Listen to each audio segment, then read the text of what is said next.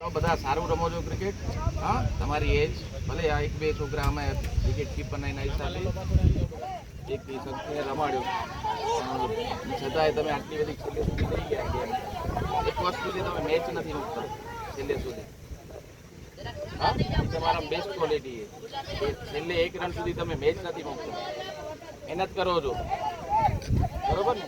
8માં જે તમારી ભૂલ છે, ઓન કેમેરા આવી ગઈ, રહીમ સરને જઈને કહેવાનું સર શું છે મારું, એટલે રહીમ સર તમારી એક જણાની ક્લિપ કાઢી તમારા અંદર શું ફોલ્ટ થઈ છે ને એ તમને એ ક્લિપમાંથી તમને ઓટોમેટિક શીખવાડી શકશે. શું કામ? એ તમારા નજીકમાં હતા, બધી મેચ નજીકથી જોઈ છે તમારા સરે. હા, મારા કરતાં હું બહાર હોઉં બહુ છેટેથી અહીંયા પાછળ છોકરાઓ બેઠા હોય એટલે બધું ખબર ન પડે, પણ બેસ્ટ બોલર બહુ સારી બોલિંગ કરી દીધી. હા, મહેનત કરતો રહેજે હજી. તો ત્યાંથી એક મગજમાં રાખજે, રોજ ને એક કરવા જાય ને 90 બોલ નાખવાનું. કેટલા? 90 બોલ એક દિવસ. સારામાં સારો તને બોલર બનવો ને એ રાઉન્ડ મારવાના. એટલે આવી બેસ્ટ બોલર એનર્જી જોઈએ અને સ્ટેમિના જોઈએ. રાઉન્ડ મારતા હોય એક તને પોતાની વેચના માર દેવા. હા, એ તને ત્યારે થોડુંક અઘરું લાગે, શ્વાસ ચડે, એમ થાય થાકી ગયો છું, પણ એ તને આ મેચ રમવા જાય ને એ તને તાકાત આપે એ વસ્તુ. અને તારામાં બીજા તાકાત બહુ છે.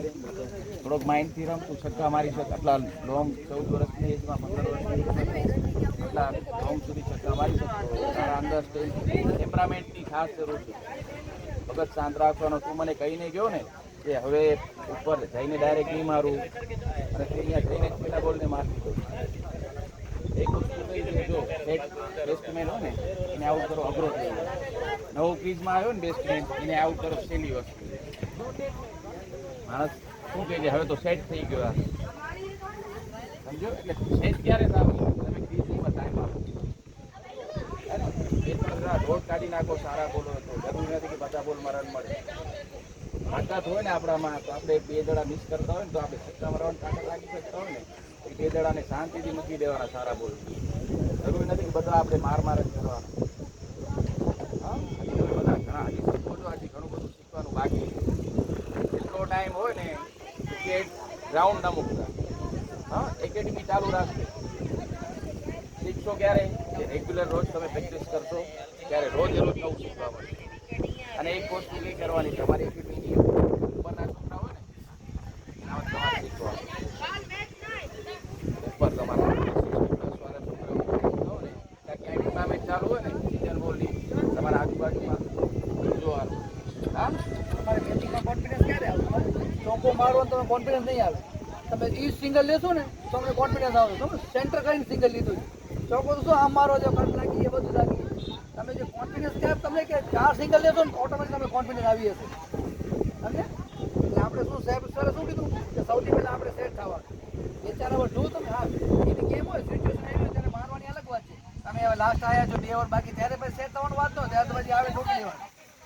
ટોપ ઓર્ડરમાં જતો હો ને ત્યારે ટાઈમ લેવો પડે.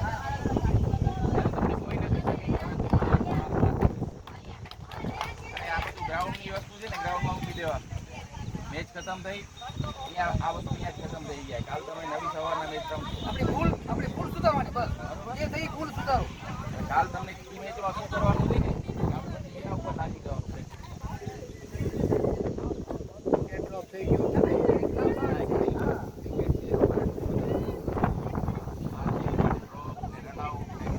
રનઆઉટ કેમ છે ને પછી શીખવાની.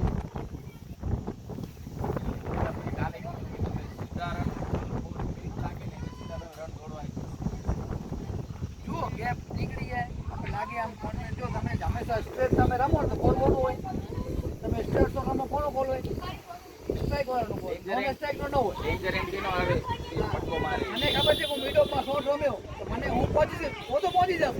હું પહોંચીશ કે નહીં મને કોણ હું કહું યસ તો નીકળી એક અલગ વાત છે.